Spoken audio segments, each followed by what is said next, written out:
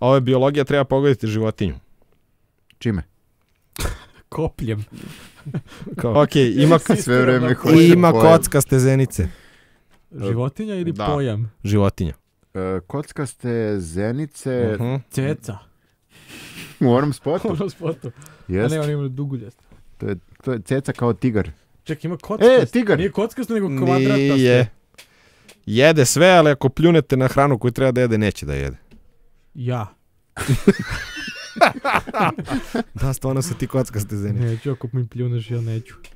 Izraz za nju u srednjem veku je bio sirotinska krava. Aha, znači ženska životinja, rekao si nju. Da.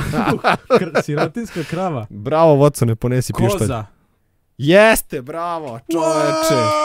Ti video ovo pitanje, ne razumijem. Sirotinska krava. Pa šta, to je kao očigledno da je koza. Da. Zar nije to malo uvredljivo za koze? Ovo je takozvani distraction quiz, kad odločiš takmičare od odgovora. Za kravu da je bogata koza. Onda je vredu. Dobro, Vlado, pošto si pobedio u ovom kvizu Viktora i mene. Ja najavljujem pesmu. Tako je, možda biraš pesmu koju hoćeš. Pa bit će pesma